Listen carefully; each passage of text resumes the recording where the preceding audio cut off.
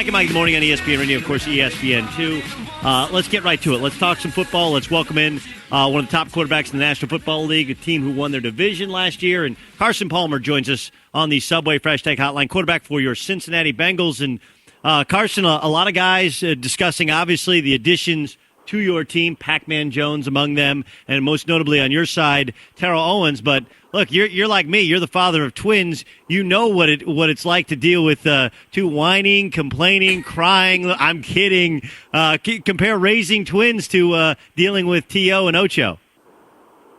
Well, you know what? They've both been a blast, and my kids are almost 2 now, and they're kind of getting out of that whining phase. But so far with Chad and T.O., it's been awesome.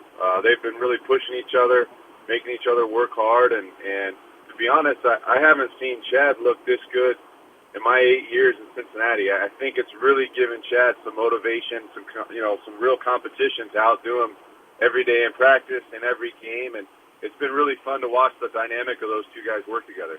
And a lot of talk has been made about the chemistry issues and some concerns with it. Tell me the difference in the locker room this offseason and right now as you guys are in the preseason compared to years past. Right now, if you compare the locker room to right now compared to this offseason, it really hasn't changed with Terrell coming in.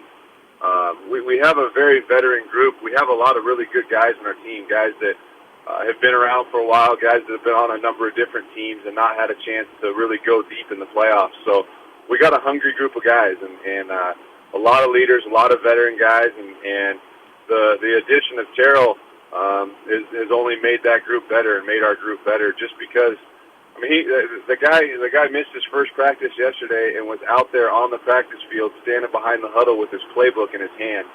And I've never seen a guy have his playbook on the field while he's watching practice before, but it just shows you his seriousness about wanting to learn this offense, wanting to be a critical part of our offense, and trying to learn it as quickly as possible. You worked out with him. You threw to him in the offseason. How big a part did you play in the Bengals reaching out and signing him?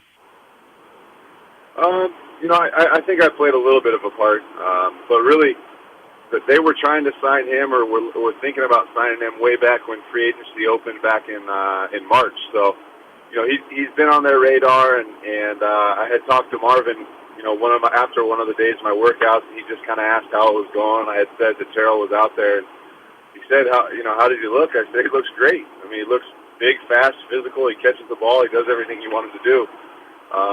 So I don't know if that really got the thing in motion, but I think they had Terrell on their radar for quite a while, and it hadn't worked out back in March for whatever reason. It just seemed to come together in early August. Carson Palmer, quarterback, Cincinnati Bengals, joining us on the Subway Fresh Take Hotline. Mike and Mike in the morning on ESPN Radio with Marcellus Wiley. I'm Doug Gottlieb for Greeny and Golick. Carson, how would you characterize the end of your season, you in particular, last year? It was awful. We had lost Chris Henry and went there to that funeral. Coach Zimmer had suffered a loss with his wife. We lost our last couple of games and then lost in the playoffs at home. It was a really bad ending to a really fun year because we had so many fun games where we'd come back at the end and won. And those are the most exciting games. Obviously the most fun games to play in. It just kept happening, and then for us to go through losses on our team and then losses on the field, it was a bad, bitter taste to our season and something that really motivated me and motivated our team this offseason.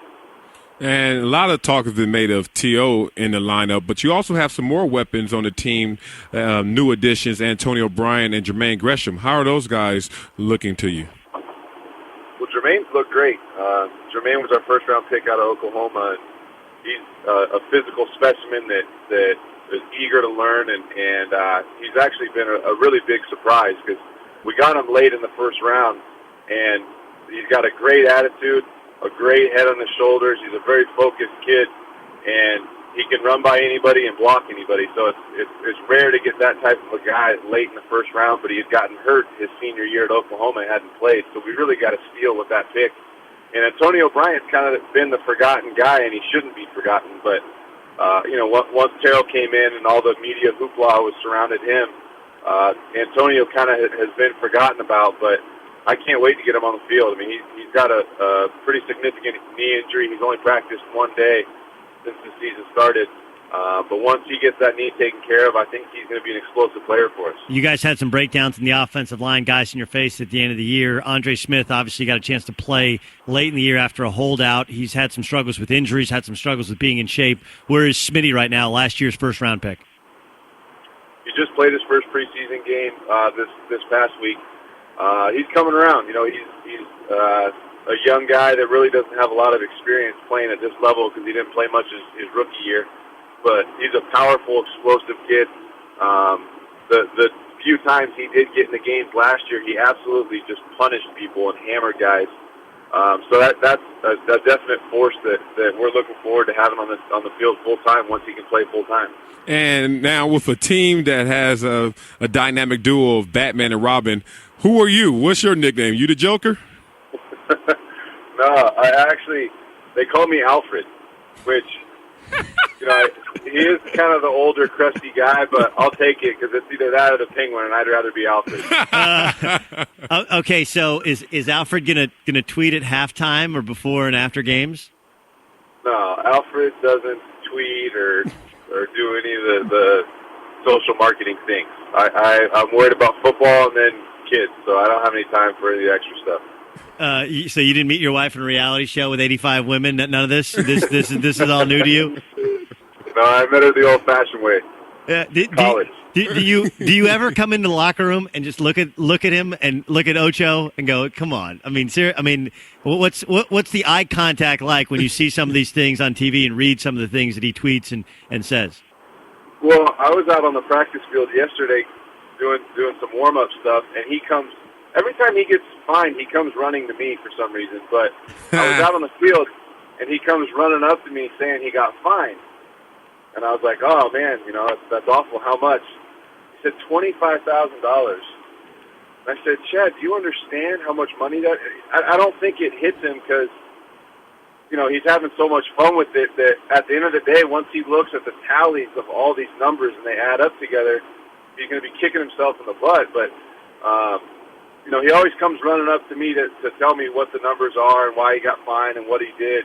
And I keep telling him the same thing. We'll stop doing it. But it's for whatever reason it keeps coming up. So. Carson Palmer joins us on ESPN Radio. All right, Sal Paolantonio is in Atlanta. The owners are meeting discussing the possibility of expanding the season to 18 games. What's your feelings about going from 4 preseason games and 16-game regular season to 2 preseason games and the possibility of an 18-game regular season? I don't like it at all personally, and I've talked to a number of NFL players, and I don't think any player is for it. There's a number of reasons, but I think one of the biggest reasons is it takes some of the allure of the game away. Because when you play 16 games in order to get to the playoffs, you can really only lose maybe 4 or 5, maybe 6 games and still make the playoffs. And that's a drop-off from college. You come out of college, and if you lose 2 games, you're probably not going to play in the national championship game, so every game is so important. Right now with 16 games in the NFL season, every game is pretty important because you really need to try to win just about every game. You can only let a couple slip away from you. Now with 18 games, you can get away with winning, you know, maybe 12 and you know, losing a handful of games. So it really doesn't matter whether you win or lose games. It's not quite as important. And I think that takes some of the excitement away from each game. I know coming to Bengals Stadium every weekend or whenever we have a home game, our fans are on the edge of their seat. They hope that we win. They want to win because they know how crucial each game is. If you play 2 more, it kind of takes some of the importance off of all those 18 games. Hey, Carson, listen, we wish you continued health, the best of luck in getting ready for this upcoming season, and enjoy this because this is going to be a season we're going to look back on either way because you know we'll be talking about you because, well, your teammates can't stop talking about themselves. Thanks for joining us on ESPN Radio. Thanks for having me on, guys. All right. One and only Carson Palmer, the pride of Santa Margarita High School in the OC, joining us as all of our guests on the Subway Fresh Take Hotline.